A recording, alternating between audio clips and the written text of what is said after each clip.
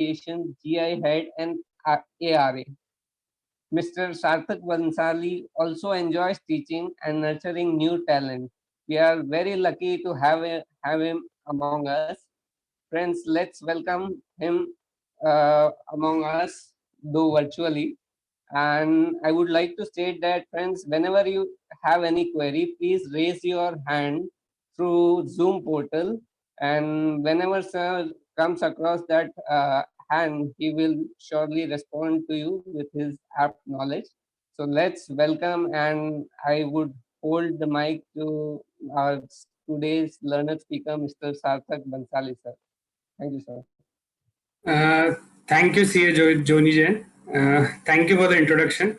And I would also like to thank all the office bearers, CA Rahul Agarwal, CA Naveen Jain, CA Mihi Thakkar, and also Secretary CA Pooja Muraka for asking me to share my knowledge on this topic of Form 3 and Form 5. So, just before we start, I would like all of you to ask. Let us make this a little interactive sessions. There are just like 50 of us, so I can take the questions as they come. Anyways, you can raise your hand on Zoom. Whenever I am comfortable, I'll ask you to unmute and ask your question. You can also put it on the Zoom chat. I'll take them as I see them. Can we start the screen sharing?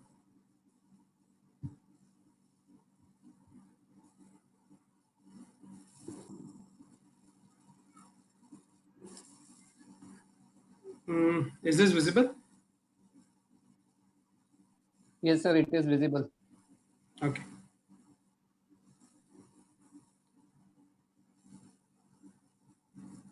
So the topic that I have been interested with today is decoding Form 3 and Form 5.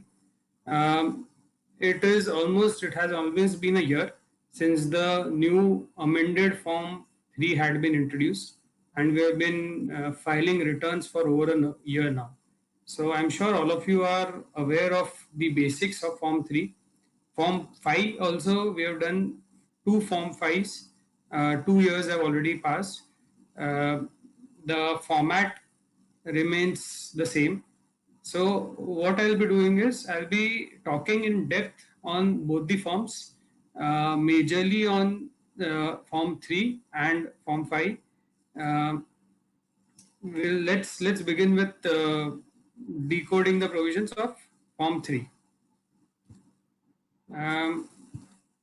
So where does Form 3 come from under RERA? So as such, Form 3 is given in the regulation, so it is known as Form 3 CA certificate. But the provision in the Act under which this is required is 42LD, as we call it, subclause D of clause L, subsection 2, section 4.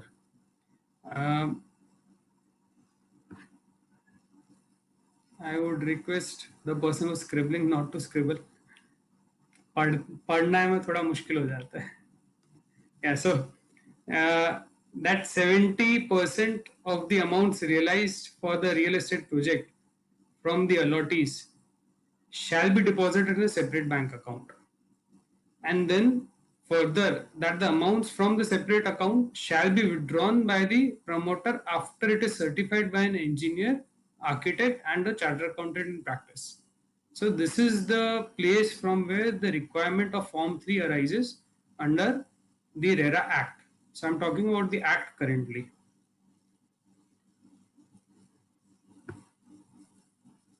So if we put this in a tabular form, so the requirement under the RERA Act is deposit of money in a separate account, and then withdrawal is in proportion to the percentage of completion of the project. So only if there is a separate bank account where the deposit is being made, only then the withdrawal can be done. Rules. What are the provisions of this Act under the Gujarat RERA rules? So, sub rule 6 of rule 3, the promoter shall disclose the means of financing the real estate project along with the cost already incurred and paid, which is duly certified and signed by the chartered accountant. So, disclosure by the promoter, which is duly certified and signed by the chartered accountant. Sub rule 1 and 2 of rule 5.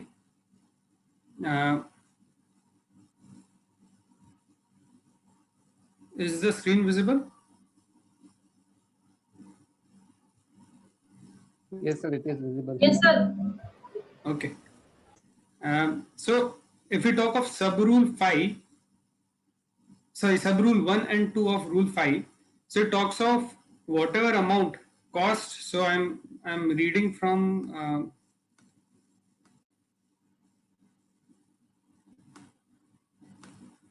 this part, cost already incurred and paid before the date of application. So what is incurred and paid before application for registration of project is done, that cost as certified by a chartered accountant can be withdrawn by the promoter at the beginning itself. Second, sub rule 2 is cost of land, which is not part of sub rule 1 and which is incurred and paid after registration and is certified by a chartered accountant is also allowable, and that amount can be withdrawn from the separate account. So basically rule 5 sub rule 1 says whatever amount is already incurred and paid before the registration of the project, that you can take away. Whatever sub rule 2 says is whatever land expense is done after such registration, say in a joint development project, entire money is not paid offhand. So only after registration is done, certain amounts and certain payments are done to the joint developer or the landowner.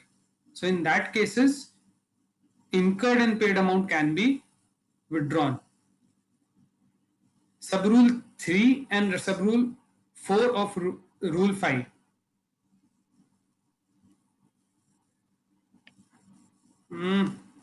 Tausif Vora has asked a question. Let me take this after this part. Sub rule 3 and sub rule 5, sub rule 3 and 4 of rule 5. So whatever amount is balance as in left after rule 1 and rule 2, that can be withdrawn from the separate account only in the proportion of percentage of completion of the project. And sub rule 4 says that it has to be certified by an architect, engineer and a chartered accountant. So this part deals with other than what is already incurred and paid, other than land cost which is incurred and paid, whatever cost is incurred, that amount can be withdrawn based on the CA certificate. So the provision in the rules are very clear. It only talks of withdrawal of money from the separate bank account. So to summarize requirement of Form 3 under rules. So first was to disclose costs already incurred and paid before the registration process.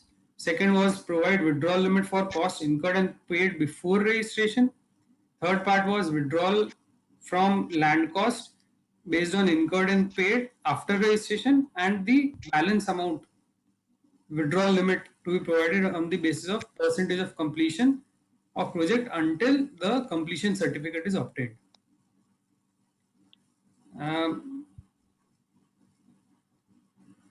Tausif bhai, if you can unmute and ask the question rather than me reading it, please go ahead.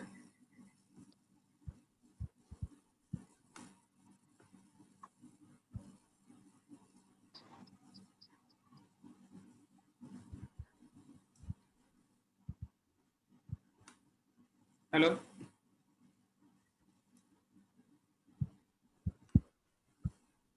Tausif bhai? Okay, so what he has asked is, if the builder is not deposited amount received from the customer in RERA account, but actually he has used the amount in construction and it is within the limit and formula given, is the builder punishable under RERA? So to answer your question, basically the question is, what if amount is not deposited in the RERA account, but actually it is used for construction of the project? So under the RERA Act, if I go to the previous slide, sub 42LD, 70% of the amounts realized from the allottees shall be deposited in a separate account. So it is not optional, it is compulsory. If you have not deposited that amount into the RERA account, even though if you have used it for construction, it is a violation, clear violation of 42LD. So yes, the authority may take any punitive action and he is punishable under RERA Act. The builder has deposited loan amount, second question, in separate bank account, the same can be withdrawn. So in case any deposits are made in the separate bank account or RERA account as it is called commonly, of course it can be withdrawn. There is no restriction. So it was not supposed to be deposited and now of course it can be withdrawn. So it will be considered as if such amount was never deposited. Regulations. So we talked about the RERA Act. What are the requirements under the Act for Form 3? We've talked about rules. What are the requirements? And now we are coming to regulation. So Form 3 was first notified on 7th September 2017. Subsequently, it was amended on 2nd January through regulation 2018, that is, and the latest iteration of Form 3 is 31st May 2019. We have been using it for almost a year now. We are in May 2020, and this is the fifth amendment number 5th for the regulation, wherein Form number 2 and 3 have been revised. We'll take the detail of the form. So, this amendment amendment in the regulation provides for Form 2 and Form 3 of the RERA regulation. The following two new Form 2 and 3 shall be substituted. The form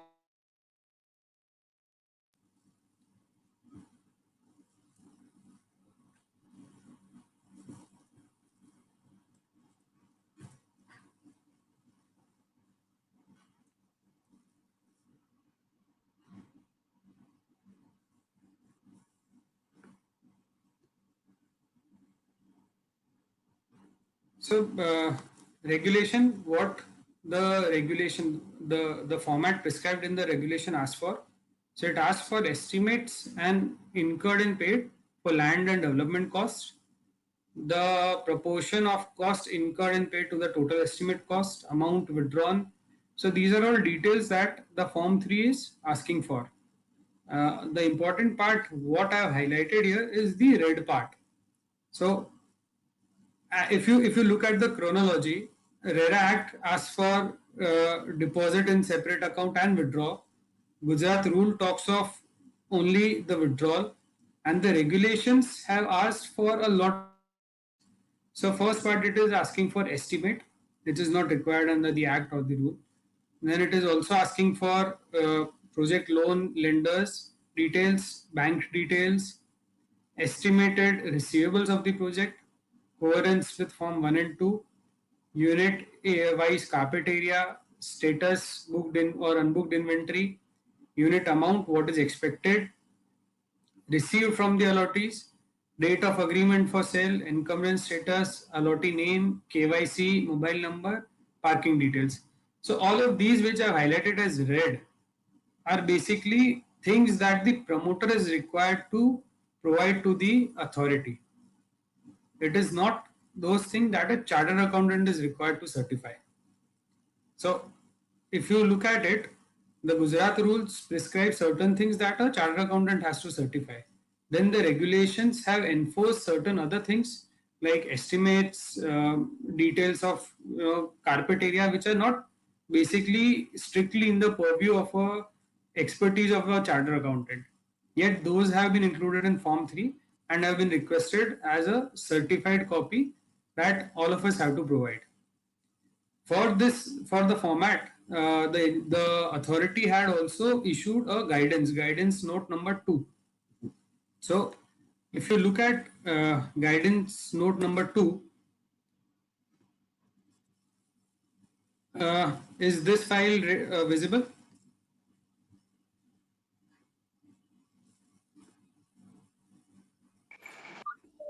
Yes, sir, it is visible. Requirement Okay. of Form 3. So, no, I'm talking about the PDF file, guidance 2. Is that visible? No. No. Okay, just a second. So, is this visible now? Yes. Yes. So, if you look at guidance 2, uh, it talks about the regulatory requirement rationale in context. So, why they have asked for details that they have asked in the form 3. So, if you read the document very carefully, and if you only highlight the provisions that they have asked for, so each and every provision, it talks of the promoter shall upload list and number of apartments, number of garages booked, functions and duties of promoter, quarterly up to date list of numbers and apartment. Promoter shall pay all outgoings. The promoter shall not accept a sum more than 10%. Adherence to sanction plan and project specification by the promoter. Obligations of promoter.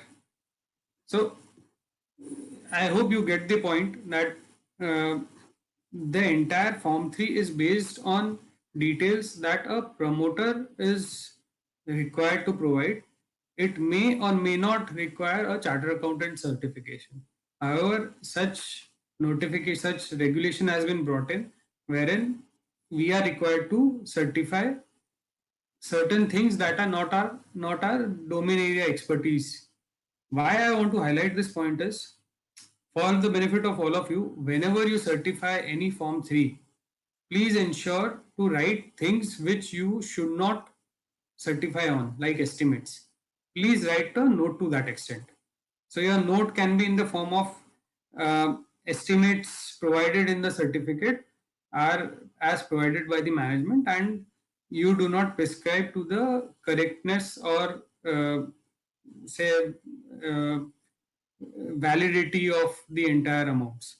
So whatever certificate is issued by a chartered accountant in the form of Form 3 should have these certain disclaimers, if you can say.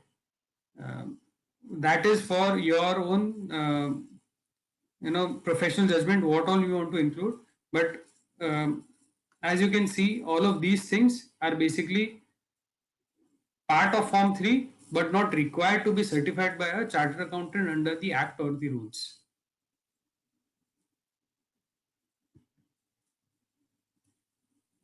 I hope I'm clear till now. If there are any doubts. So, Form 3, there are various circulars that have been issued. I think there are 4 with respect to CA certificate. So, we'll talk about the most important one, circular number 2.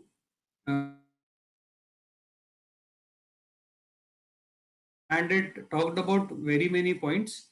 I, I have listed the few important points in the circular number 2.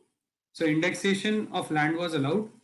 Um, Clarification was provided of land costs in cases of rehabilitation and redevelopment. Clause 7 of Form 3, we'll look at it later. What amount has to be taken there was provided in this circular. Pass-through charges, say charges like parking or location specified location charges, or ODA AEC legal, or say SUDA AEC legal, whatever name it is called. So all those charges which do not form part of the document value, these should not go into the RERA account. Indirect taxes, GST, should not be deposited in RERA account. Income tax is not project cost. RERA account should be a no lien account. So FD, if created on such RERA account, should also be no lien. So no charge can be created. there is no end use restriction on the limit if it is available. So if I get a limit of say 10 crores, uh, I can use that money of 10 crores in whichever way I deem fit. I can take that at home, I can use it for construction. Once the limit is given, there is no end use restriction.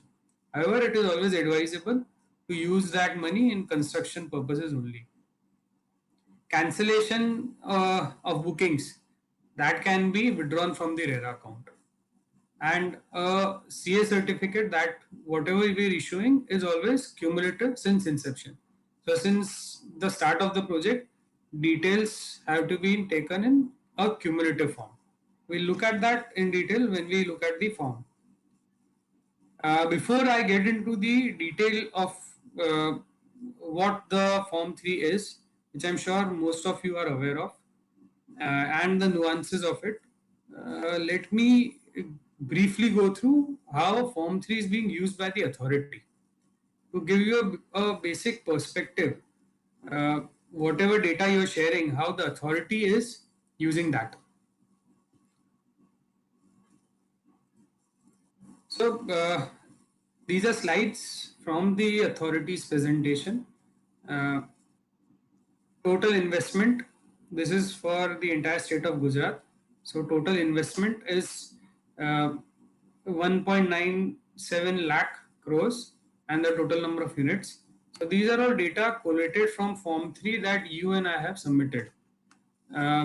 If you talk about affordable housing, in Surat there are 269 projects, where the total number of units for entire Gujarat is around 2.61 lakhs. Same way, so the idea is whatever data that we are providing, the authority is collating it and using big data as well as data individual specifically to a project. So they are also monitoring projects uh, in terms of slow, ill, fast moving, and they're also monitoring whatever data we are submitting in the form of big data analysis. So compliance regularity, where they are also looking at 90 projects have reported compliance regularly. Also sold and unsold inventory. So this data is very useful for any promoter if you look at it. So Surat, around 42% of inventory is unsold. Inventory booking in Surat, if you look at residential, around 40,000 units are unsold. Shops, 40,000 unsold, 15,000 sold. Offices, again a huge inventory. So bulk inventory is lying unsold as reported by you all to the RERA authority. So all of this data that the authority is being using and utilizing in certain ways is being provided by the Form 3 that you and I submit. So let us move on to Form 3 as amended on 31st. Let me pause here for a minute and ask if there are any questions, or if I need to go quicker or in a more detailed way. If there's any feedback.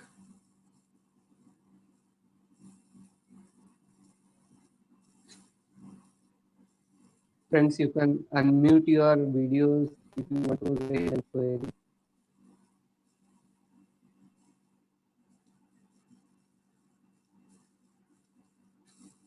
Yeah, so I think I'll move ahead.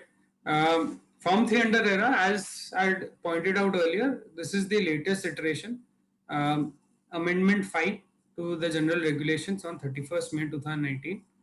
Form 3 is required for registration, alteration, extension, and QPR, called Quarterly Progress Report. So, registration and alteration, yesterday Manan Bhai had taken in a very detailed way. All of those also require Form 3 to be submitted. And for withdrawal of money from the separate account. So even if you want to provide a Form 3, other than quarterly progress report, you can do so. So if in the say your due date for return is 7th July 2020, and in the middle your promoter says that my limit has exhausted, but I have done a lot of new expenditure, are you going to give me a form 3, a new form 3? So the yes, you can provide a new form 3 prior to your due date of quarterly progress report. It has to be electronically submitted through digital signature, and it shall be applicable from 8th June 2019.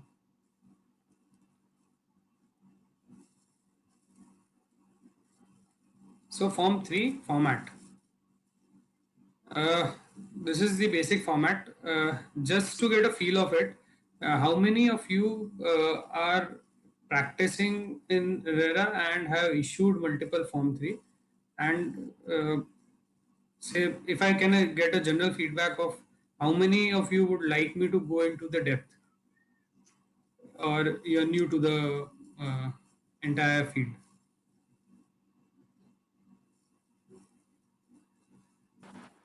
Uh, so I've got multiple practicing new. Uh, so what I'll do is I'll go in a little depth, um, and also I'll touch upon certain trickier points of the Form 3, which are usually only specific to say redevelopment or rehabilitation. Land cost, if you talk about the acquisition cost of land. So with the recent introduction of this Form 3 format, uh, this part, land cost we're talking about first.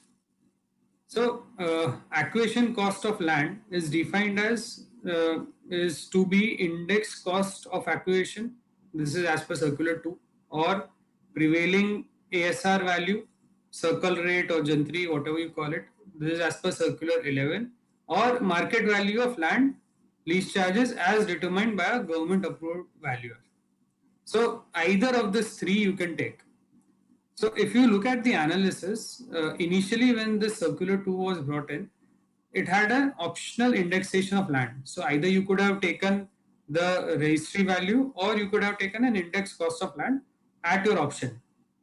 Circular 11 changed that to ASR gentry rates or index cost of land, whichever is higher. So it made it specific whichever is higher.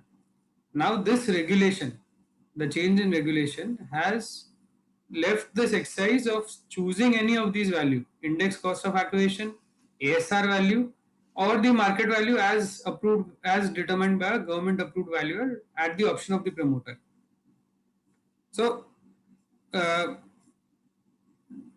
any of the three basically can be excised. Why, in your opinion, would you? So let me get to why this brought in. So this came from Rule 36 that we have previously seen, where the promoter shall disclose estimate cost of real estate project as envisaged by promoter by bifurcating the same into market value of land. So the rule talks of market value of land. So thus the authority had to bring in this option of also valuing land at market value. So as a discussion, why would a promoter opt for disclosing the market value of land instead of, say, gentry value or index cost of acquisition? If anyone would like to weigh in on that, can you think of a situation where the market value would be more appropriate?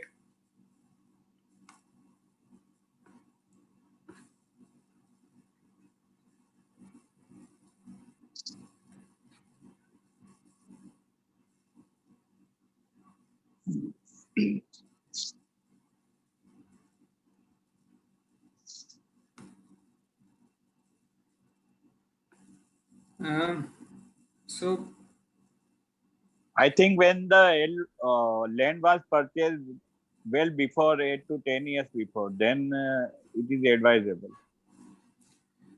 So as rightly said. So if the land value is not as per the current, so there are pros and cons to both the side. If you value at land cost at market or not. So what happens when you value at market value? So it is a general understanding that the market value of land is actually more than the value at which it was executed. So the dastavej value would be say 3 crores, but the market value would have been say 15 crores as on a particular date. So instead of taking 3 crores here, if the authority is allowing 15 crores, it does two things. One, the withdrawal limit of uh, the promoter increases tremendously. So from 3 crores, you can imagine it is at 15 crores. Second, what it does is it increases the total cost of the project.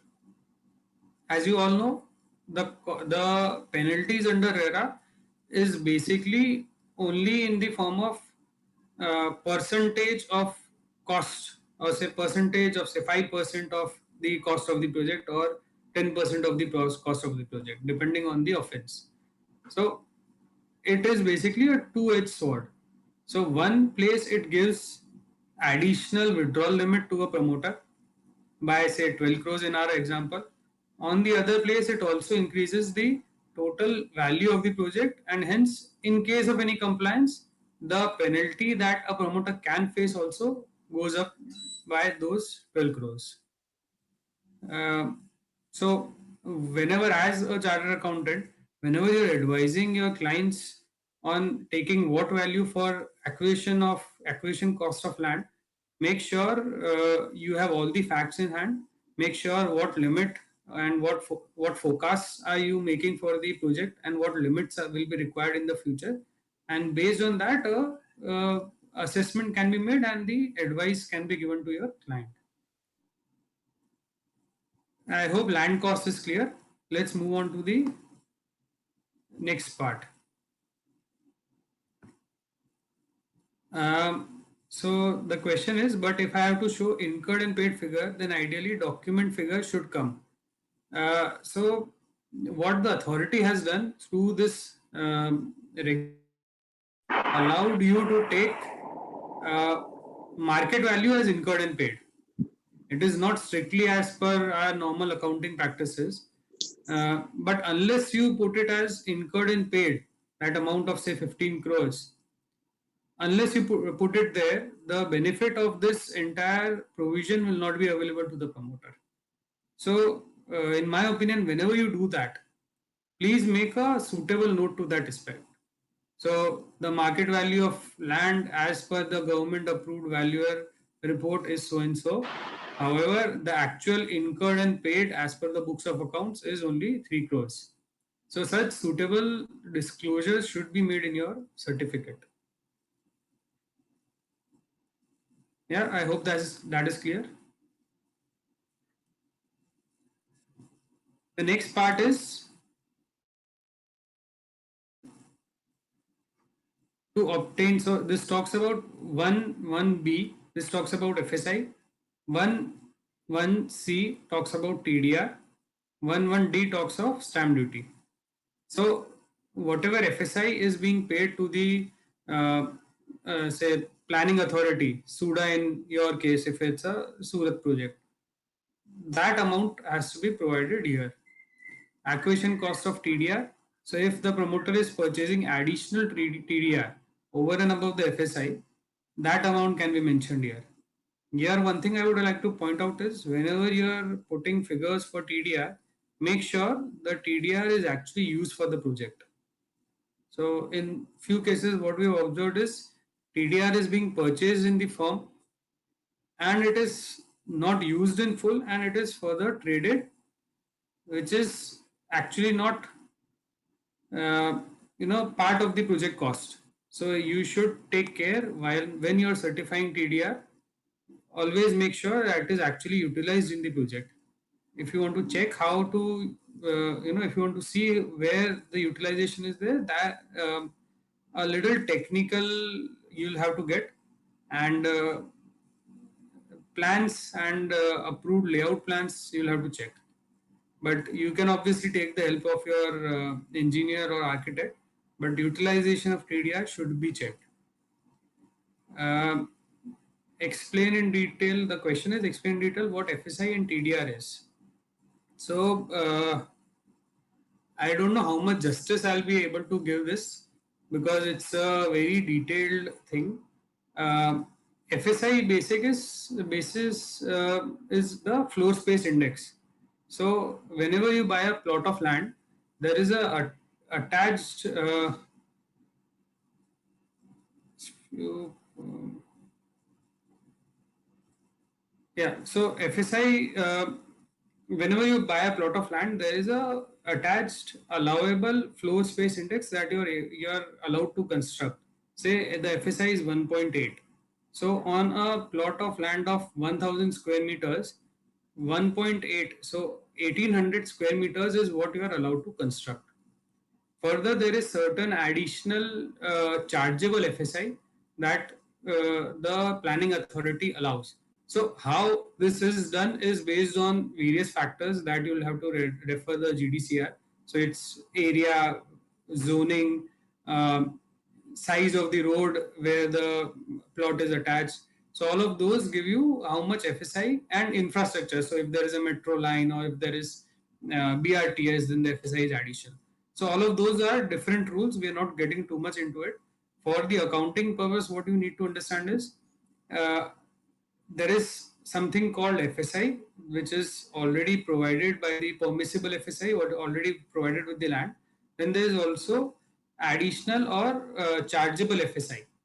So the promoter has to pay a certain amount to the planning authority, say SUDA, to get that FSI. And then there is also certain additional, say 1.8 plus 0.9, so it comes to 2.7. And then there is certain additional FSI which is provided, say on a metro line or on a BRTS, where the FSI goes up to 4 or 5.4. So all of those costs which is paid to the planning authority, that you have to take as incurred or estimated and incurred and paid as and when it is paid.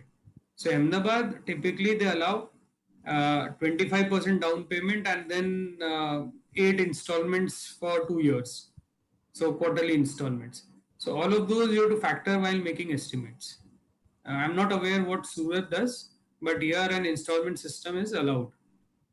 If I come to TDR, TDR is basically transferable development rights. GST also covers this topic in depth. It is basically when a promoter gets a transferable. So this FSI that we talked about earlier is attached to the land and it is not transferable. TDR in the other case, when you make say slum rehabilitation or certain heritage projects for the authority gives you a right which is transferable. So those are the rights which can be transferred for the promoter for some other project. So it need not be earmarked to a land. You can usually transfer it for 2 or 3 times.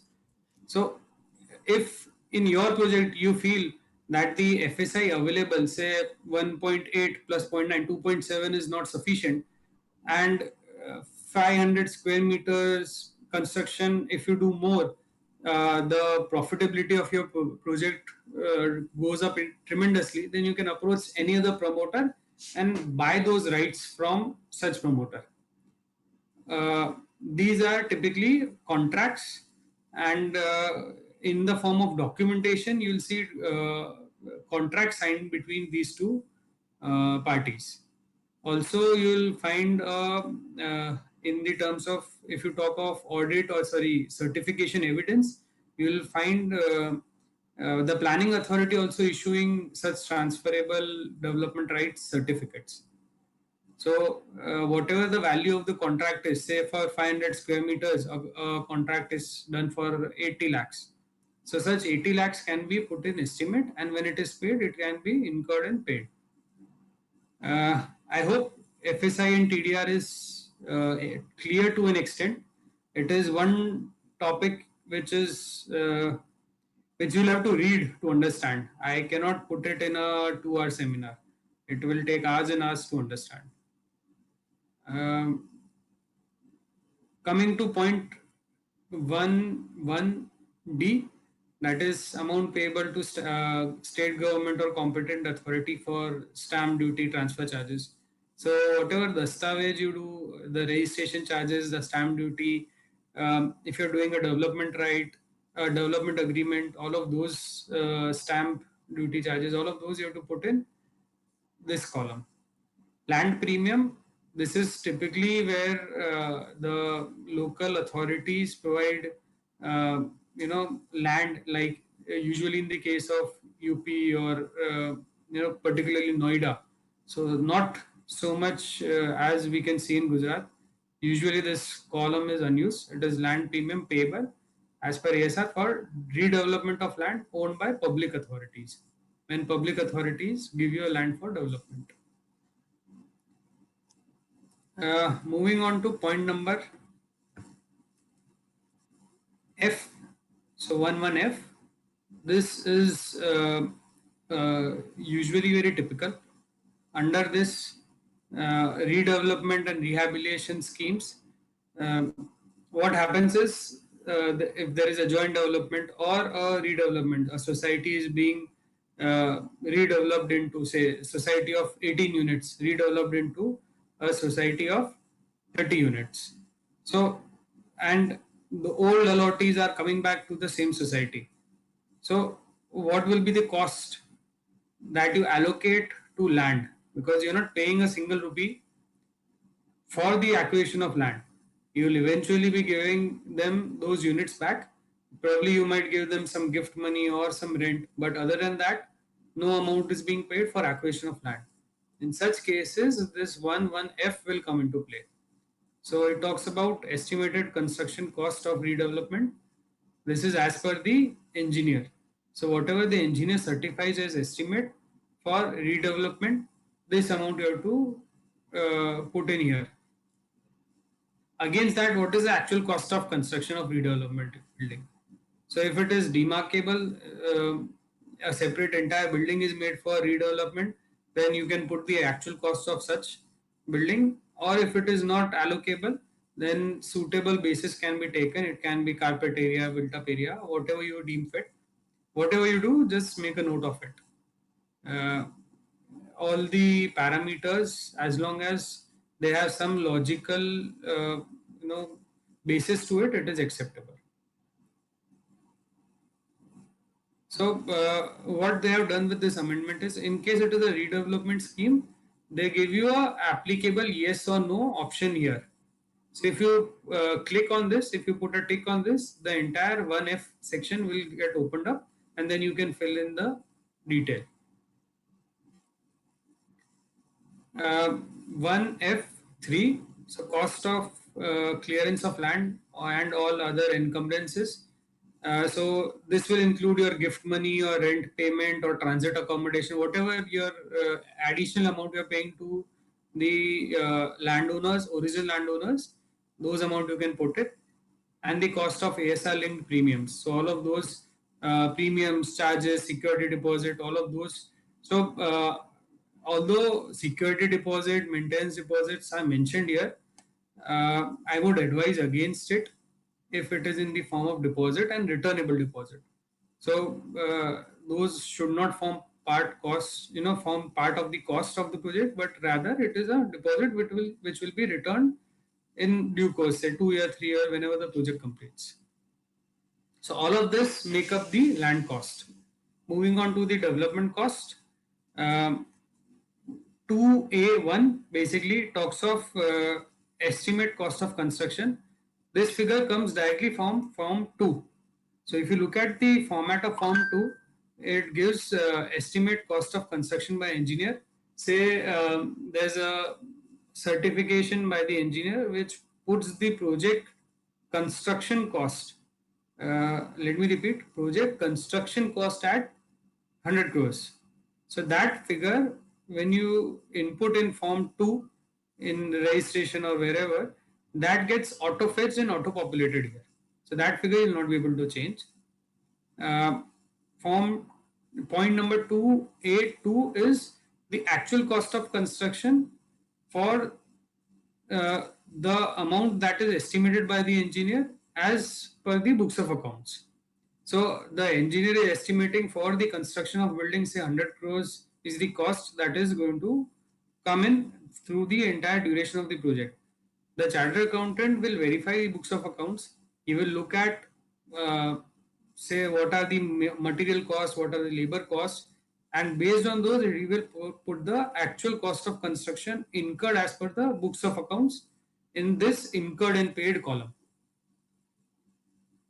Then comes 2A3 on-site expenditure. So all other cost of the site other than that you put in 2A2, that is other than material, other than labor, other than plant and machinery, all of those costs you can put in on-site expenditure. So they have given a illustrative list: salaries, consultant fees, site overheads, development cost, cost of service. All of these things you can put it here, provided they are for the development of the project. So photocopy expenditure in the office is not a project cost and should not be certified as a project cost. Point 2b, payment of taxes says fees, charges, premium, interest to any statutory authority. So here income tax should not come. It is not a project cost. I'm often asked this question: should GST come here? Then no, GST should form part of the cost of construction, because say if it is 28% GST on cement, if you're not taking any credit for it, it's a residential project, then it forms part of the cost and it can be included in the cost of construction directly. So what can be included here is payment made to the local bodies, the planning authorities, in form of scrutiny fees or tree plantation, or there are multiple charges that the local authority takes. So all of those you can put it here. Point number 2C, interest payable to financial institutions, schedule bank, NBFCs, or money lenders on construction funding or money borrowed for construction. So all the interest costs you can put here, provided you disclose where. So down in the form 3, there is a disclosure of. So let us come to that when we see the slide.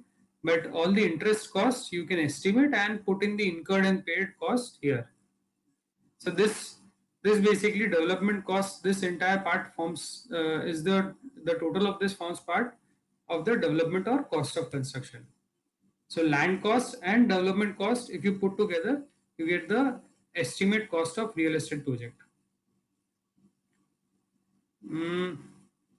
Interest paid on partners' capital should not be included. Yes, it should not be included. It is given in the guidance note, I think, by the authority, and also our own institute prescribes. If you look at a publication called Certification and Audit under Real Estate Regulation and Development Act 2016. So I have that book if you want to. So this is the book. If you look at this, no, they are not allowing, and basically you should not, because it is an appropriation and partners capital, hence does not form part of the development or land cost. Can we revise the development cost? So estimates cannot be revised when they have been once they have been put. The authority has taken a hard stance on that. Of course, estimates are estimates and they are bound to change, especially if you look at a situation right now. In COVID-19, estimates that we were given initially for the project, say 2 years ago, they were all gone for a toss. एक भी estimate सही नहीं है. Still, the authority has taken a hard stand and they will not allow you to change any estimates unless you go for project alteration. So if your plans are being revised, then of course you can change estimates. Otherwise, once you have submitted these estimates to the authority, be it land cost or development cost, those estimates will not change. What happens if actual cost is excess to estimate? No problem. When the cost incurred and paid is in excess to whatever you estimated, you have to certify what is there. What will happen? The impact of it is total estimate cost of the real estate project says 100 in this case. Uh, Total cost incurred and paid, say it is 110. So your withdrawal limit, amount which can be withdrawn, will be restricted to only 100. Additional 10 rupees that you have incurred and paid over and above the estimate, that you will not be able to withdraw, and that can be done only when you receive the view or the completion or OC certificate.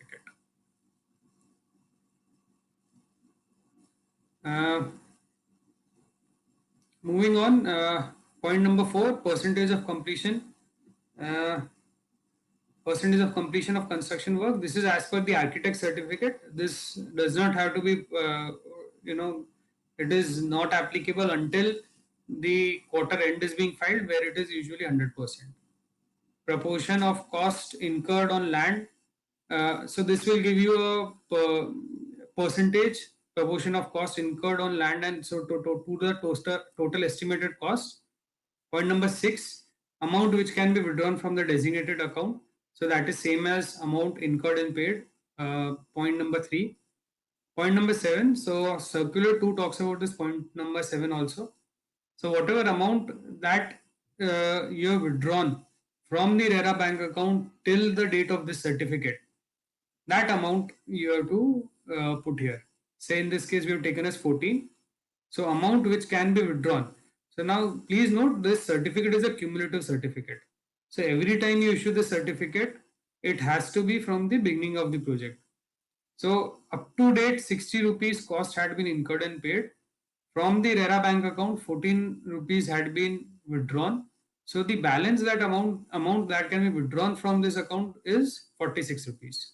So that is how we arrive at the withdrawal limit. So this, as per the act, as per the rules, this point number 8 is the most important, that is required to be certified. So if you look at the calculations of all of this, this point number 8 is the most essential part of your certificate. Coming back to a few questions.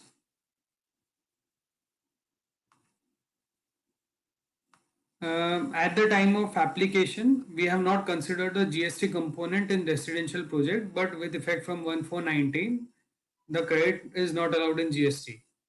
So we have to make any notes in certificate or not? What about engineer's certificate estimate? So yes, of course, unfortunately, this has come. GST cost that we did not factor in as a cost is now a cost. So what you need to do is, in case of such projects, you have to exhaust the estimate first.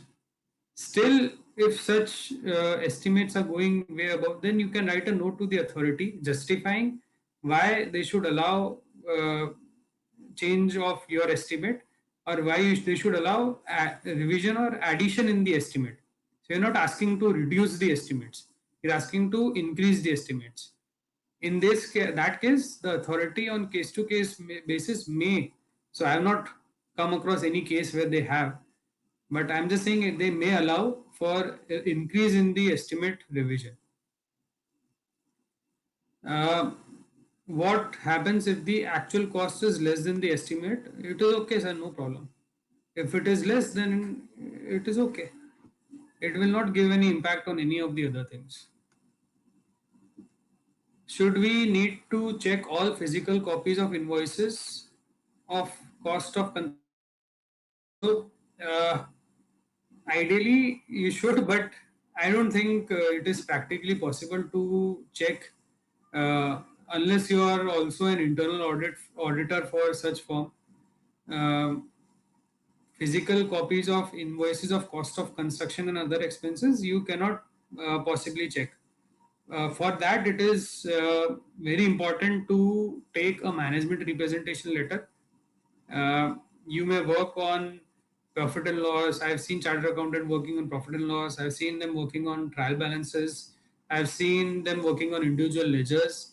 So it is purely up to your professional judgment, up to what depth you should go, or rather, also on the type of promoter or type of client and the internal processes they have set in. How strong is their internal control? All of those things you have to factor and take a professional call. Uh, if you feel it is required, you should. If land is acquired from government and government has to construct flat for LIC Yojana in lieu of cost of land, then the cost of constructing such flats will be allocated to which hand? So, in this case, construction cost for those particular units of say LIC EG Yojana, what you're talking about, those construction costs will become part of the cost of land. So 1F that we talked about, that is the head where you will put all of these construction costs in land cost. For quarterly return, up to which date or period certificates need to be given? So I'm glad this question has been asked. Up till now, there was a system of dynamic rolling quarters. Now they have changed it to financial quarters. So April to June is the quarter, and the due date for such return has become 7th July. Now all of you are aware, for uh, providing certificates after architect and engineer, uh, after taking data from the clients about their all the bills being booked, all of their agreement to sales, all of KYC of the customers, it is practically impossible to file a return on the 7th of the next within 7 days. Say. So we have talked to the authority in this respect that 7 days is impossible. No chartered accountant would be able to coordinate with uh, architect, engineer, the promoter, get all the details and certify within 7 days. So the authority, as previously done, is flexible on this. You can take any date prior to this quarter ending. So you can take 30th June also if you're comfortable. You can take 25th June, you can take 20th June, any date where you feel the books of accounts have been properly maintained, the banking has been done, uh, all of the agreement to sell, you have verified them, KYCs have been received. So there is a large amount of flexibility that the authority has provided, and we need to take a call individually on each project. The act is very clear. Every 3 months you have to update. In this case, if you're taking 20th June as the date, so next 3 months you have to take again, uh, incrementally every 3 months you have to keep on giving on the 20th of the month. So you comply with the provisions of the act also, and it is easier to work also. Um, a question has been asked: if the cost incurred is substantially lower than the estimate cost, can RERA say there is compromise in quality of construction? The authority is also asking for a certificate called 2A. So that talks of the quality of construction. The engineer is certifying that the quality of construction and the testing, everything has been done and is satisfactory. Based on purely basis of the cost, the authority, I don't think, might draw such an inference. Only if a complaint or something has been made, then maybe they might go into such depths. Otherwise, the authority will not intrude into something like this. Fixed assets are purchased for construction, which can be used in other projects too. How to calculate depreciation in such case? So, ma'am, what we do in our firm, I can talk to you about depreciation. We don't take at all, because not incurred and paid in the strict aspect. So, it can be incurred, but payment of such depreciation um, is not done. So we don't take. But having said that, we have certain clients who allocate these assets, and the cost is being absorbed in the project based on the allocation. So number of hours of working they do, and based on that they put in such values. So in that case, when scientifically such allocation is done, of course you can take this cost also. Which period should be taken to, so purely my suggestion is purely it is client to client based. A client whose billing cycle from the contractors is say 25th, he will get only all the bills from the contractor on 25th. If you take before 25th, certain costs will be missed out. So it is advisable to take 25th and after that. But if the billing cycle is say 15th, then you can take 20th or probably 15th itself. So it purely depends on the client. Uh, Depreciation doesn't come in cost of construction, right? So let me recap a bit. When we talk about depreciation, if you look at 2A3, on-site expenditure. So if you read in detail, it also talks of cost of machinery and equipment. So the authority says you can take the entire cost of machinery and equipment, not just the depreciation. So even if you're capitalizing it, ideally it is not a P&L item. Still, the entire cost of machinery and equipment can be taken for the purpose of this certificate. So of course, depreciation also you can take. It is a purely professional judgment. We personally we don't take such expenses. Anyways, a lot of cost or limit is available to most of the promoters. So it is better not to take it unless there is certain scientific measurements that has been done by the promoter, and on the basis of that, if you feel it is okay, you can take. Moving on.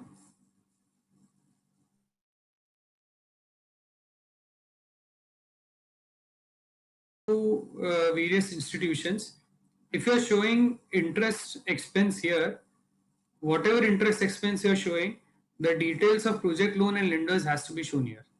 So if you are showing interest of unsecured loans, the details of unsecured loans has to be shown in this table. So for example, you have taken a loan from SBI, so lender name SBI, amount of loan taken from project say 10 crores sanctioned amount. You have to attach the loan agreement and mortgage deeds. Loan disbursal received, out of 10 crores only 5 crores has been received. Loan repaid, so say a moratorium period is going on, no payment has been made, only interest has been given, so principal is zero, principal repaid. Total number of project units mortgaged. So all the units that have been mortgaged, if the entire land has been mortgaged along with all the units, then the entire project inventory will be shown here. As soon as certain NOCs are received from such institutions for certain number of units that have been sold or where agreement to sell has been registered, in those cases that amount has to be reduced appropriately. And then balance of loan outstanding. So 5 crores minus 0 is 5 crores. Details of RERA bank account. So here the separate bank account as envisaged in the act has to be provided, not details of any other account. The name of the account should be firm name, RERA account for project name and the real estate project. So this is in line with the banking directions that has been issued by the authority. There are a lot of things if you are doing this for the first time. Read the act, read the rules, the regulation. There are 4 to 5 circulars on Form 3. Those all you need to read. The banking directions you need to read. Lots of reading is to be done before you issue even a single Form 3. It's a very technical certificate, and unless you are thorough with the entire things in the act, you are bound to make a mistake. So please read all of these.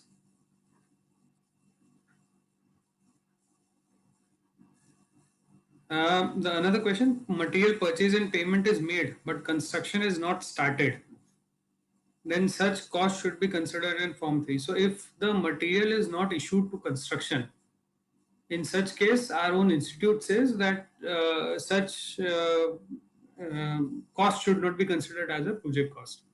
So although it is booked in the system, as in the accounting system, it is paid for, but because it is not issued for construction, it should not form part of Form 3. Change of bank account on RERA website is possible. Yes, there is a procedure. RA 1234, change in bank account, 5,000 rupees you have to pay, and it is possible. RERA account means amount where you deposit 70%. So 100% is usually the collection account, from where 70% is transferred to the RERA account, that is 70% account, and then from there you can withdraw the amount as per the Form 3, point number 8.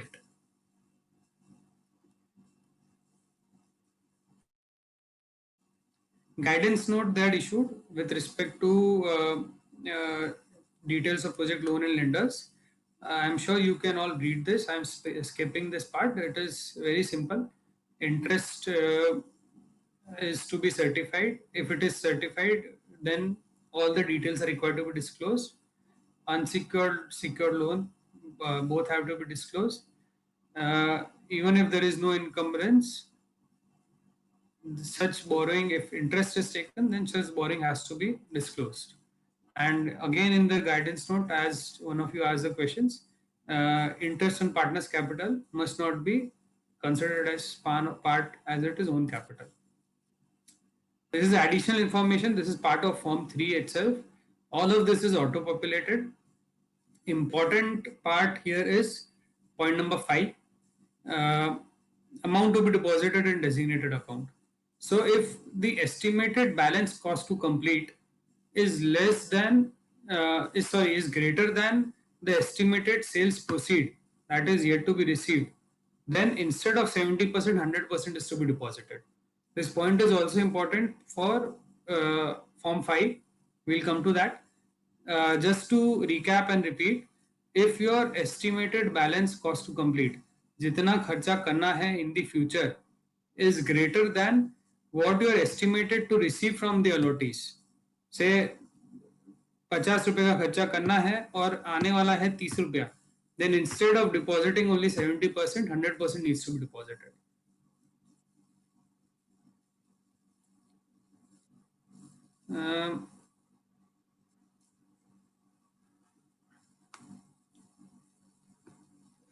I'll take a few questions. In Form 3, every quarter only unsecured loan taken or cumulative balance shown.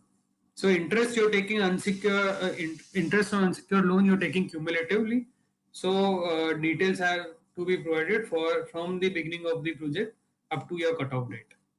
What is the penalty if other than RERA account is used? So it is a violation of the act, and the penalty has been prescribed as 5% of the up to 5% of the project cost, not 5%. So the authority can take, say if it's a 100 crore project, it can take anywhere from 1 rupee to 5 crore of rupees. If the firm is having 2 or more projects and units of 2 or more projects are encumbered, in such case, how we have to have a bifurcation amount for all projects. So similar cases we have encountered, and what we would suggest is disclose the entire amount. The entire amount. So say a project, 2 of the projects are encumbered, and a total loan of 100 crores has been taken, and each of the project values say 100 crores. So the only thing that might discourage you from reporting the entire 100 crores is it will look absurd on the face of it, that the cost of project is 100 crores but the loan itself is 100 crores.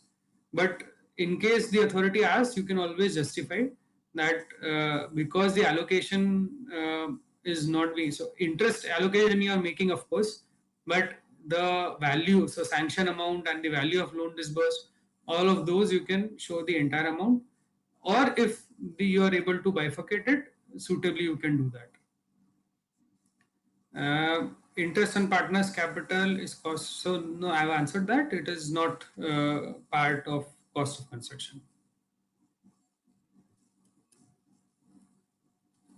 This is a very tricky and important part. So this Form 3 also asks for The physical progress of the project as certified by Form 1 and Form 2, architect and engineer, seems in coherence with actual expenditure incurred and paid considering project specification.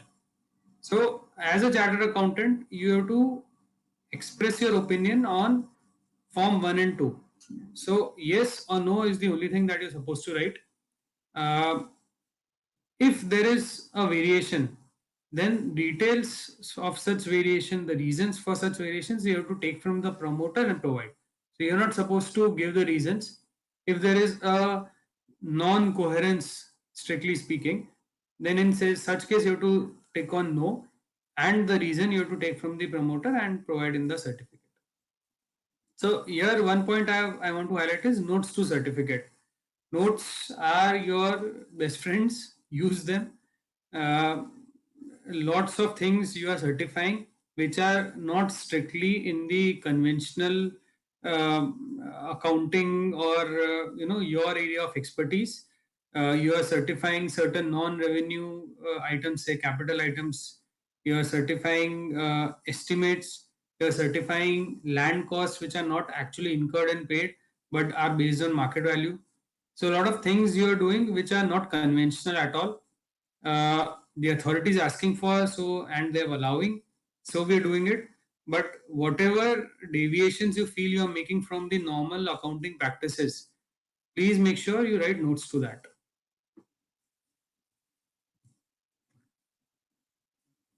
I'll give you an example of non-coherence. So in Form 1, this is a sample Form 1. Excavation is 100%.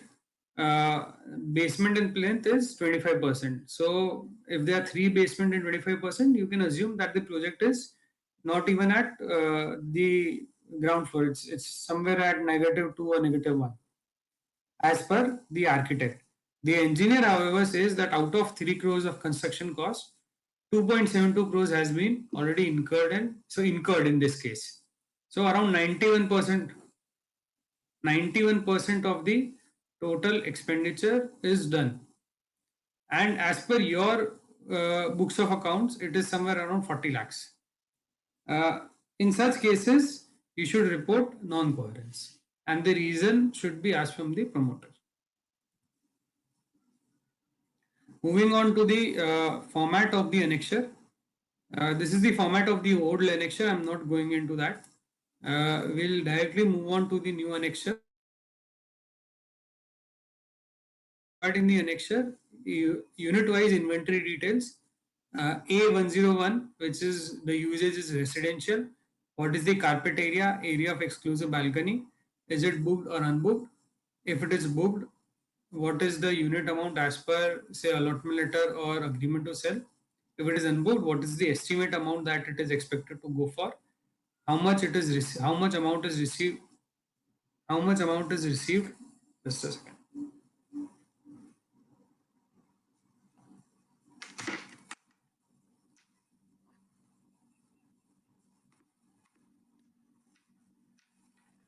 Hello.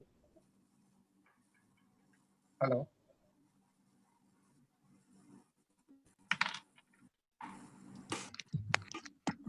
Hello. Am I audible? Yeah, am I audible? Yes, you're audible now. Yeah, I think the battery ran out on the Full session. Hope you have gained in-depth knowledge on web. And if anyone have queries, raise queries. Hello. Hello. Hello. Hello. Yeah, am I audible? Yes, you're audible. Okay. So moving ahead, carpet area amount. So we were at received amount.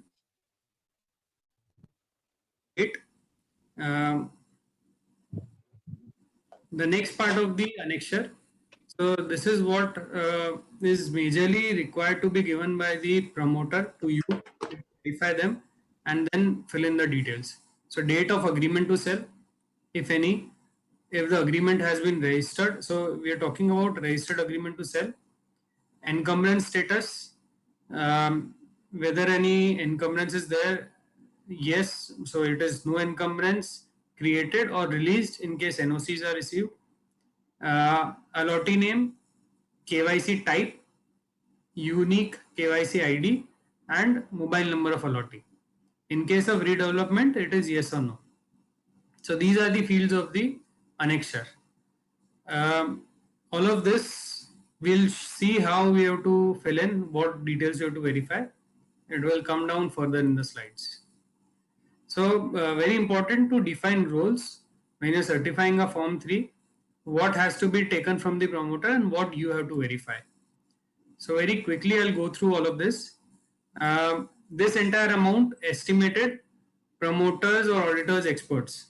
So from architect, engineer or promoter, these estimate column you have to get it filled. Incurred and paid, of course you have to check the books of accounts and certify. This entire part 2 to 6 and point number 8, these are all auto-filled by the system. Only point number 7, that you have to verify from the books of accounts and bank statement. So how much is withdrawn till date of the certificate, that as a chartered accountant you need to verify. This entire part, project loan details, RERA account details, this all you have to fill. As a chartered accountant, you are supposed to verify these statements and fill the data. This entire part of the form 3, additional information, it is entirely auto-filled. So you don't need to do anything here. When it comes to coherence, yes and no. This is your duty. You have to report if there is a non-coherence. But if there is a non-coherence, then the promoter has to give the reasons. Coming up to 3A, annexure. Block A, so A101, it is residential, commercial, carpet, area, and the status. All of these things, you should get it from the promoter. Unit amount, if there is an allotment letter or an agreement to sell, that should be verified by you. Received amount, of course, this is the most important part that you have to verify from the books of account. Agreement to sell, you need to verify from agreement to sell, of course, the date. Encumbrance, you have to verify from mortgage deed and NOC. Allottee name, again from either to the agreement to sell or allotment letter and the KYC. So KYC, you can ask for the scan of Aadhaar or PAN or passport or driving license, whatever is available. And the mobile number, of course, the promoter has to provide. So there is no way to verify this unless you sit on your mobile and verify each one through Truecaller. I hope this is clear, the entire breakup of who needs to do what. We'll quickly go through the screenshots, how this is going to look when you go and file this online. It is in registration, alteration, extension, and quarterly filing. So all of these, whenever you're going to do, this is the screen that is going to come. So it will start with annexure. You need to upload the annexure in the Excel format, and it will fetch the data from such Excel sheet. This is the way it will show ultimately. So it will give you a bifurcation of number of units that are booked, unbooked, what is the carpet area of those, what is the unit amount, how much is received,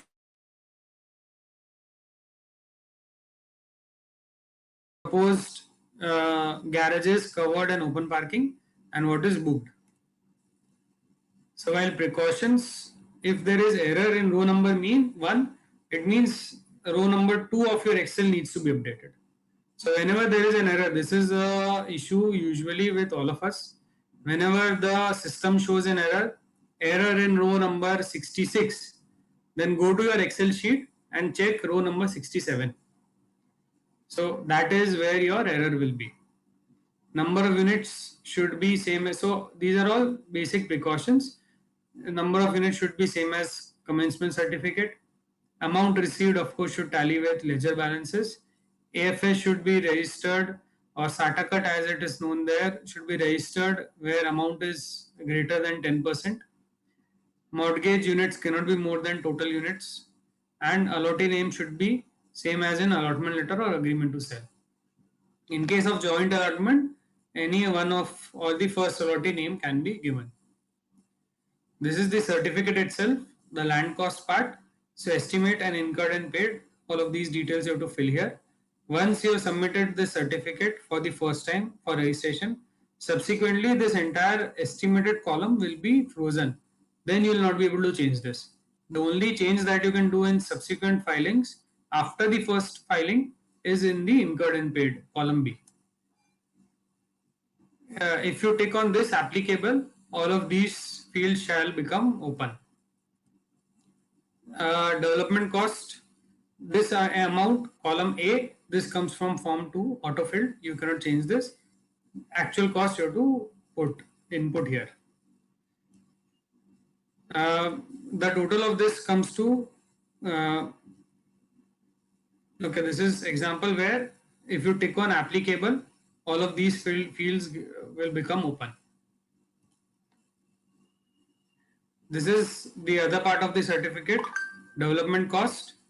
The total of land cost and development cost entirely will come here, and the total cost incurred and paid from column B will come here. So total of column A will be this part, total of column B will be this part. Autofilled, you don't need to do anything here. Point number 4 to 8. Point number 7 is the only field that you will need to input. Once this is given from the bank statement and account, RERA account, books of accounts and RERA bank statement, the withdrawal limit, point number 8, will be arrived at. Once you have filled all of this data and you click on membership number, partner proprietor membership number, there will be a pop-up like this, wherein you have to put in your membership number and search CA. As soon as you do it, pre-filled details. So first you have to register with the RERA authority, and from those database the pre-filled details will be fetched automatically. So name, firm name, COP date, all of these you have to fill in. And lender detail. So SBI 10 crores, all of those detail. Detail of separate RERA bank account. So HDFC is the example that you've taken. Additional information, all pre-filled. So here, because point number 3 is less than point number 4, the amount estimate that is to be received from the project is more than the estimated cost to complete, hence it is 70%, otherwise it would have been 100%. So physical progress coherence we're talking about, if it is yes, there will be no pop-up. So if it is no, then this additional text is allowed, and the details from the promoter you have to take, and notes, all of those you have to write here. Once you have done this and you click on next or submit button, it depends on what you are doing. If you are registering a project, it will be next. If you are filing a quarterly return, it will be submit. So in quarterly returns, there is no option to revise. So once you have submitted, you have to file that. Next page is form 3 e-signing. Here you have to e-sign, you have to attach your digital token to your PC or laptop and e-sign and submit this form.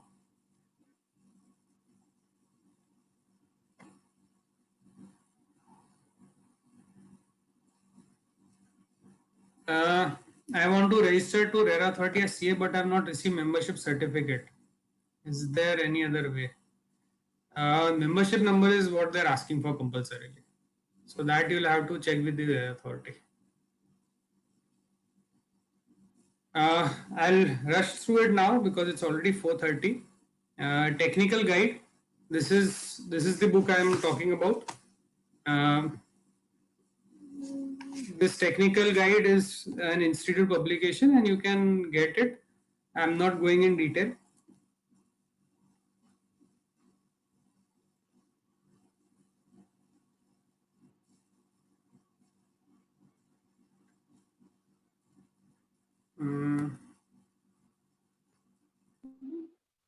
Form 5. Let us quickly go through Form 5 provisions in the RERA Act and the rules and regulations. So the provision comes from 4.2 LD proviso. This is the second provision, if I'm not wrong. The promoter shall get his accounts audited within 6 months after the end of every financial year by a chartered accountant in practice, and shall produce a statement of accounts duly certified and signed. What needs to be done in this is audit that the amounts collected for a particular project have been utilized and the withdrawal has been in compliance with the portion of percentage of completion. So if you look at the provision in the Act, Form 5, 6 months from the end of financial year, you have to provide Form 5 or the annual statement of accounts. Two things have been made compulsory to be verified. That is, amounts collected have been utilized for the project and the withdrawal has been made in the proportion of percentage of completion. So only two things have been prescribed under the Act. Regulation 4. So it talks of promoter shall upload statement of accounts in Form 5. So the regulation has prescribed form number 5 as the form which complies with this proviso to section 4.2 LD. Explanation, whoever is certifying Form 3 cannot certify Form 5 and the vice versa. So that has been made abundantly clear always that Form 3 and Form 5 certifying chartered accountants should be separate. Explanation 2, in case Form 5 the auditor reveals that there is some mischief or some error or some issue, then the authority can take any penal action or they can ask the respective council or respective institutes to take disciplinary action against such members. Provisions for Form 5. RERA Act talks of only two things. Amounts collected for particular project have been utilized for the project. Withdrawal has been in compliance with proportion of percentage. There are no rules in this regard, and the regulation, there are 12 points. So the 12 points we'll go through very quickly. Let's reserve your questions for the later. Let me go through Form 5 and then the last 15 minutes, because Form 5 is only 12 points of the checklist. Let me finish them in 15 minutes, and the last 15 minutes we'll take up the questions. In case there are any questions regarding Form 5, those also you can write in the chat and we'll take them up later.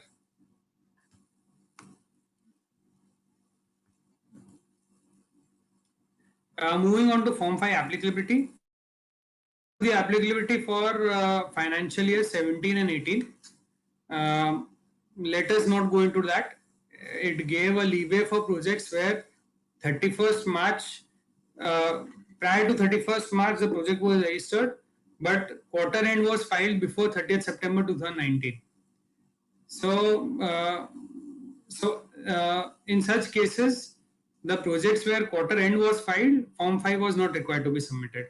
However, this has been subsequently amended, and from financial year 18-19, any project which is live as on 31st March, which is registered before 31st March, but quarter end has not been filed up to 31st March, all such projects Form 5 have to be filed.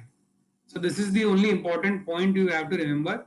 Say for this financial year, whenever a project was live, in the sense it was registered before as on 31st March 2020 and the quarter end was not done up to such date, as in up to 31st March 2020, then Form 5 has to be filed compulsorily.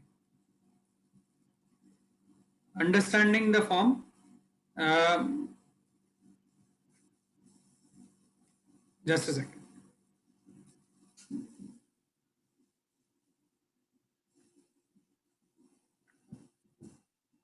So this is the first, there are 12 questions. This is the first question.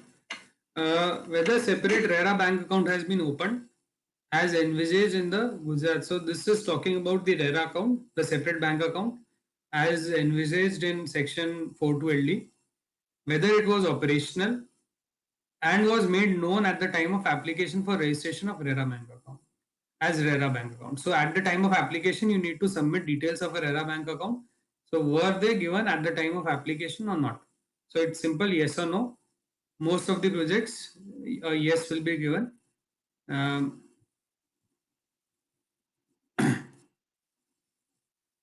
we're not going much in depth because most of the projects will have this covered. Most of the projects will have RERA account, a separate bank account open. Details of RERA bank account have to be provided. So bank name, branch, account number, all of those details.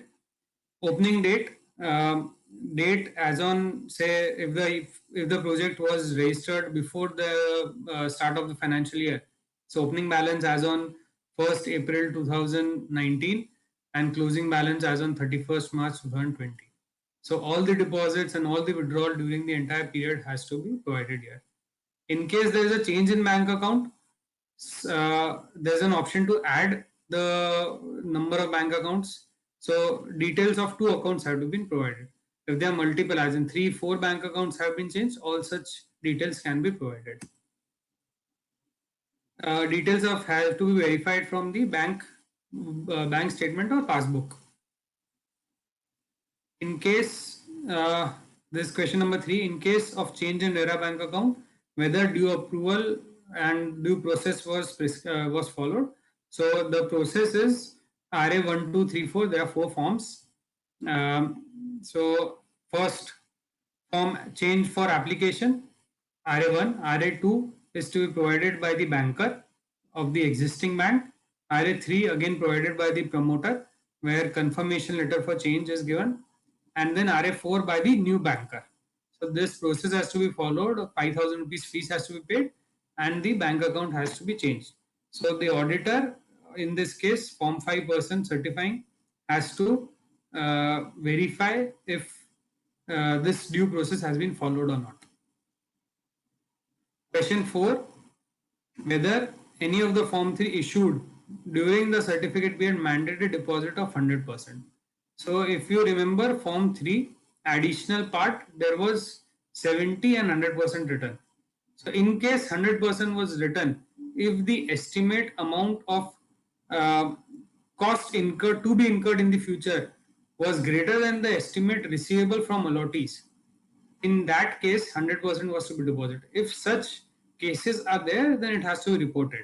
So serial number is, so certifying professional name, date of certificate is to be provided.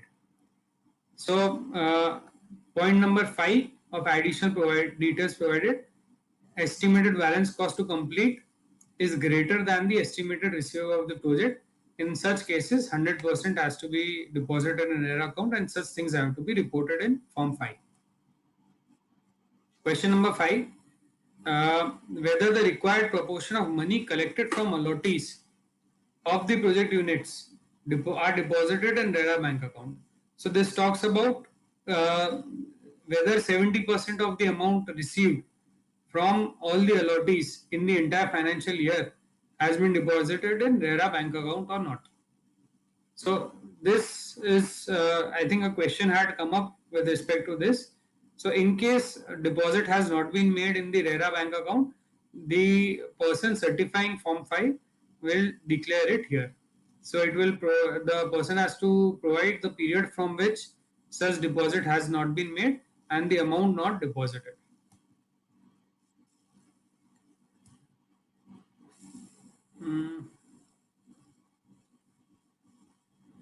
Point number 6, whether the project registration is new or ongoing.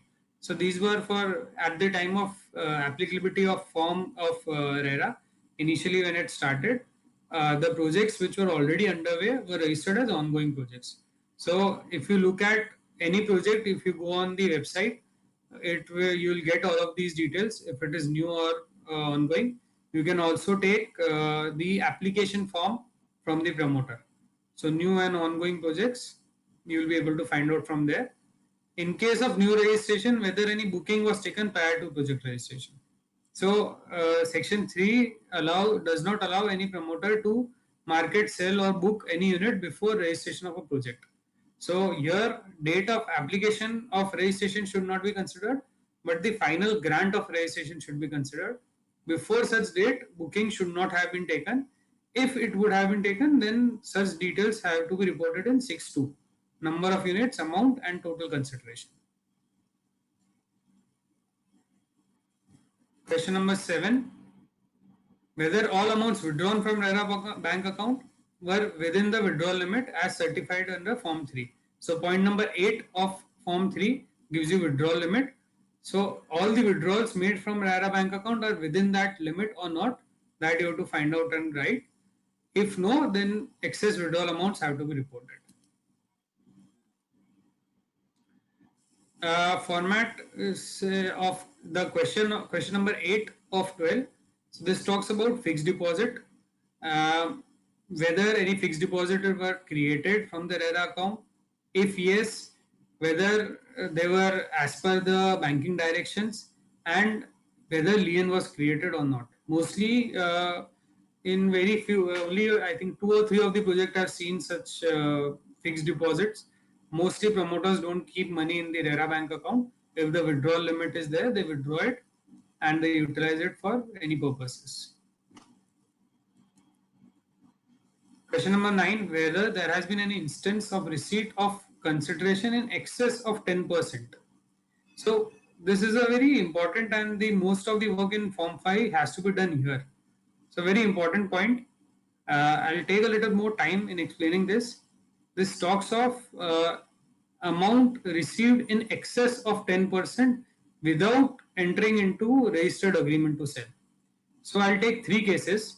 First case is where I have received 10% and I have registered agreement to sell, and then I have taken the balance amount.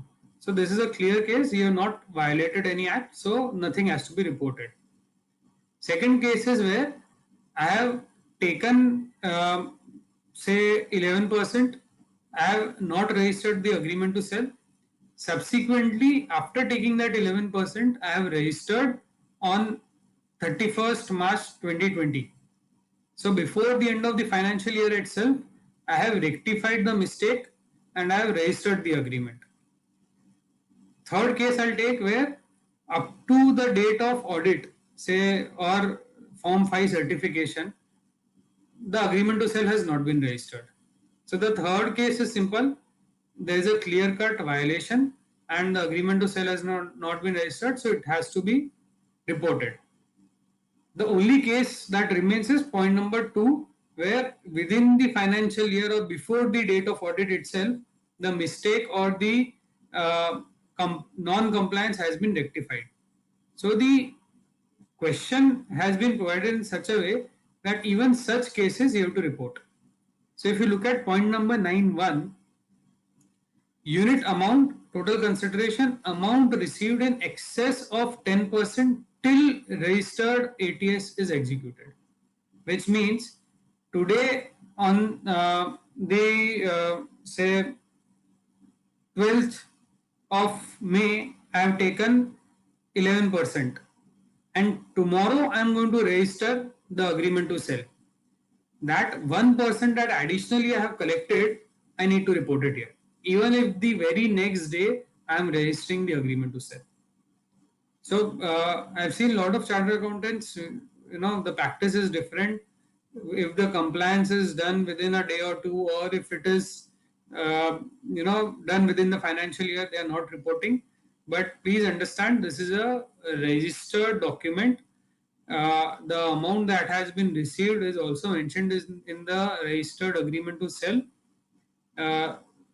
It should not go underreported in any case.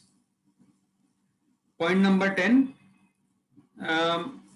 whether the project is executed by availing any loans or borrowings. So details of the loans and the amount of sanction, what collateral or mortgage has been done, all of those details have to be provided. Whether financial encumbrance is reported to RERA. So there is a mechanism of reporting encumbrance to RERA in the form of profile change. So in case any project loan or any encumbrance is there on the project, after registration, because during the time of registration, anyways, in Form B, in the encumbrance certificate by the lawyer, you're going to provide this detail. But post registration, if there is a change in the status, such profile change request should be made, and for revised Form B as well as revised encumbrance certificate by an experienced lawyer has to be provided to the authority. So 10.2, whether encumbrance is reported to goods RERA. Point 10.3 is whether promoter has mortgaged or created any charge or on any booked unit. So if any booked inventory, any charge is created, that has to be reported here. Our reading in this is a little different.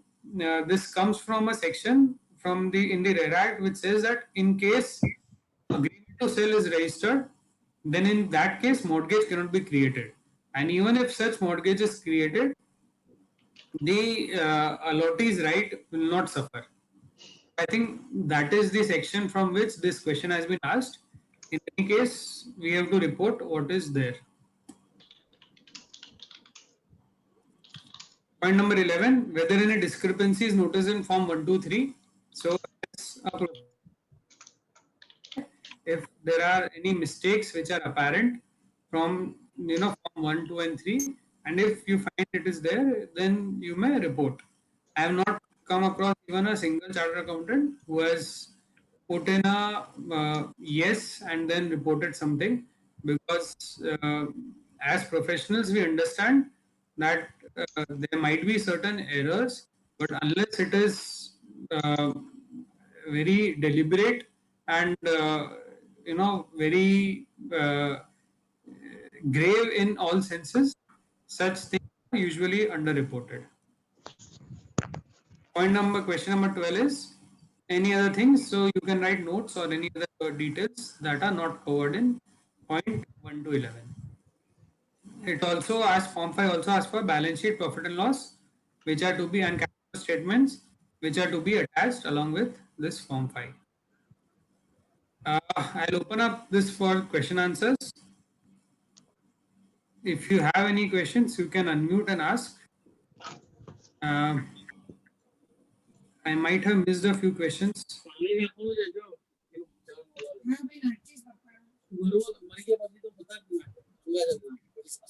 So, Mr. Yash, you had asked, we have to verify all ledgers for allottees. This is for, in what sense are you asking?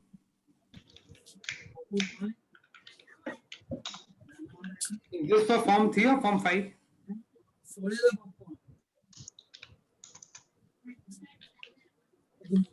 Okay, so question 9, Form 5. So yes, what we do is we have to verify ledgers of all the customers along with agreement to sell, date of agreement to sell registration.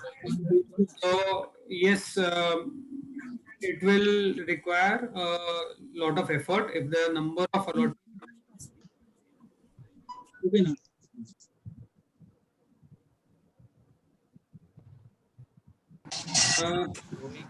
And a partner of partnership firm registered under RERA, usual capacity Form 2. So not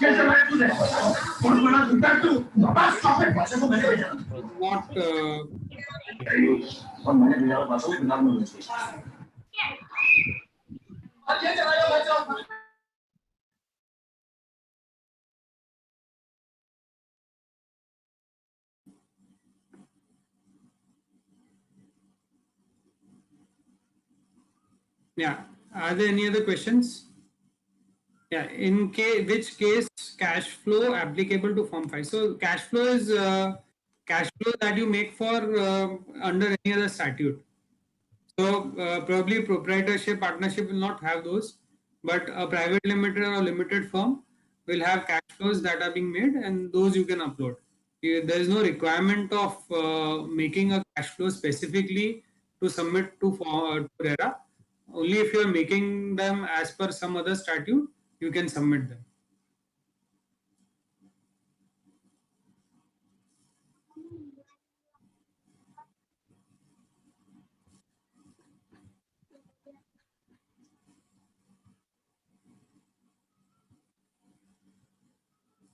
Are there any other questions?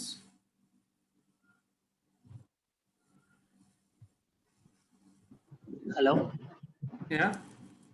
Sir form 5 में जो agreement for sale जो registered है 10% से ज्यादा, तो मान लो ये अभी फाइनेंशियल ईयर 19-20 चल रहा है, अब हमारे क्लाइंट ने 18-19 में पेमेंट लिया था, उसका अभी तक एग्रीमेंट नहीं हुआ है, जिसका पेमेंट 19-20 में नहीं आया है और उसका एग्रीमेंट रजिस्टर्ड एग्रीमेंट भी उसने नहीं किया है, लेकिन 19-20 में जब हम ऑडिट कर रहे हैं उस टाइम पे उसका एक भी पेमेंट नहीं मिला है, तो क्या ये भी हमें रिपोर्ट करना है कि नहीं करना है ड्यूरिंग द ईयर देखना है या क्यूमुलेटिव? लास्ट टाइम आपने उसको रिपोर्ट कर दिया था? वो अभी पता नहीं है, इस साल की बात कर रहा क्योंकि उसका एसएससी शायद दूसरा था। नहीं सर, तो रिपोर्ट देखना पड़ेगा ना, क्योंकि अगर करंट ईयर के अंदर this form 5 is for the current financial year, so in the current year there is no default as such.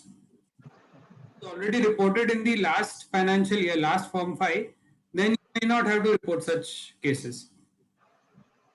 अगर उसने लास्ट प्रीवियस जो सीए है उसने रिपोर्ट नहीं किया है तो फिर हमें रिपोर्ट करना पड़ेगा। आपको करना चाहिए आइडियली। ओके, या फिर we can put the note कि दैट वी हैव। आप नोट लिख सर, नोट तो आप हमेशा आप कुछ भी करके नोट तो लिख ही सकते हैं।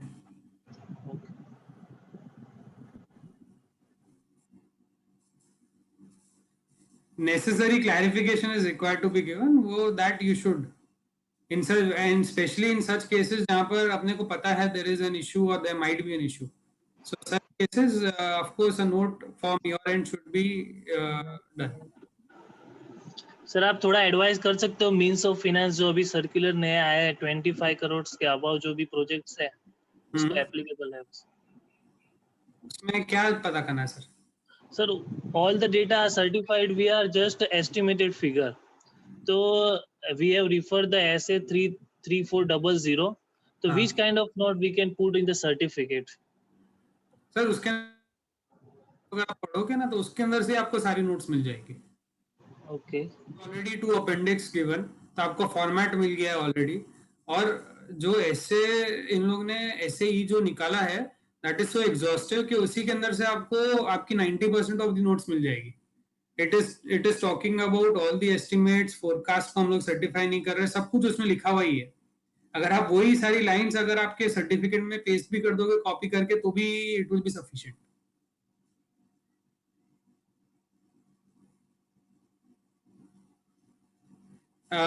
Mr. Prem is can we unmute him?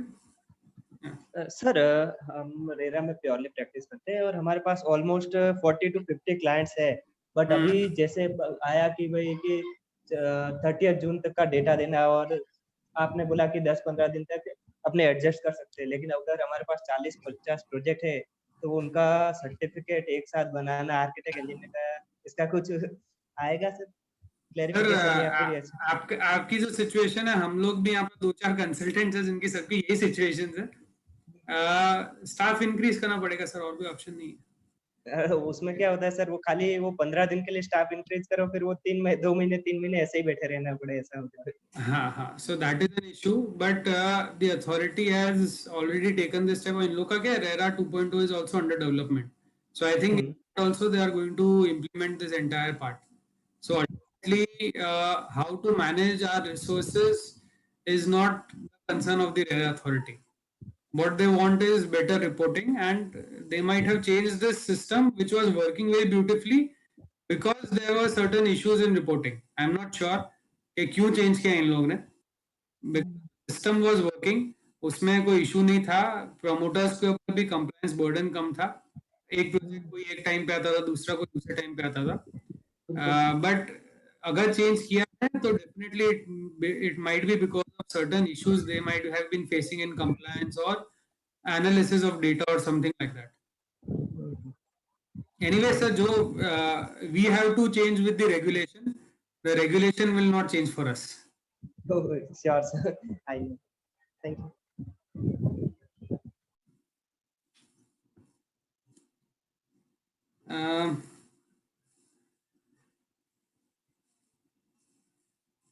There's a question in chat.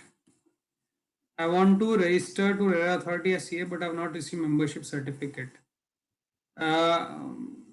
Pratitisha. So, ma'am, I would like to request you to talk to the authority once this lockdown is over. And because as per the system that they have made, it is not possible. The membership certificate and those all details are required. But probably you can ask them to make an exception, and बात करने से बात बनती है. Maybe they can do something for you. I might not be able to comment on what they'll do or what they'll not, but at least a request is in order, and they have given the landline number also, and email also they are responding. So you can write an email to info RERA and probably they'll get back to you.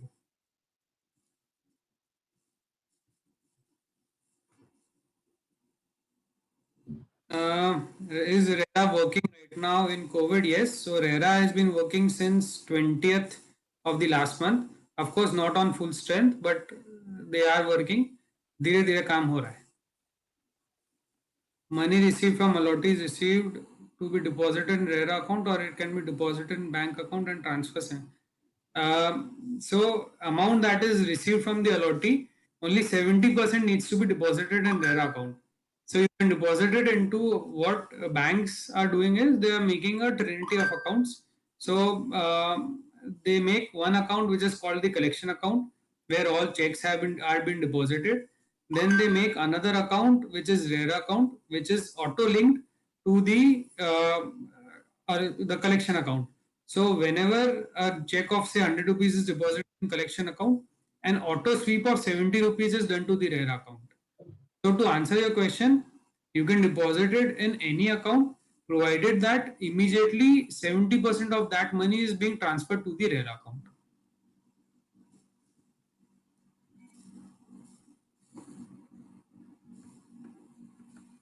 Yeah, so in the chat, those are all the questions. If I have missed any, you can unmute and please ask.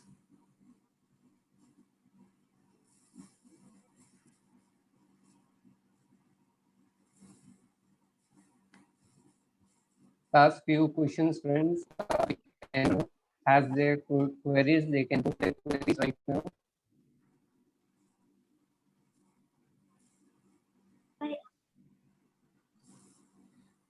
Technical guide, I think it's not available online. I also had tried a few times, but there is a portal on in by the ICI where you can go and purchase the physical book. So there is no soft copy of this book that I'm aware of.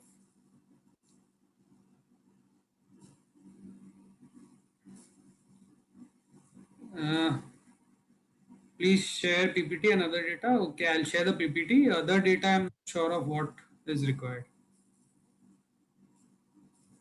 We will shortly post the videos of today's lecture as well as yesterday's lectures. Once all the 3 lectures gets covered, the videos will be posted on the site, so you can refer it once it's done. Yes, sir. I think there are no more questions. So we can end the session here. Thank you so much for having me. In case all of you have any doubts, you can anyways call me. I've already given my number. So kabhi bhi doubt ho, you can give me a call. No, not a problem. Thank you, sir. Thank you so much. I will still extend my formal vote of thanks. I, on behalf of Surat branch of WIRC, will extend a very hearty vote of thanks to our speaker, Sri Chated Bansali ji, for gracing your important work and sharing with us your findings and opinion on RERA. Thank you, sir. Thank you once again. Thank you. We would surely like to have you on board once again whenever you are free. Sure, sir. Thank you so much. Thank you.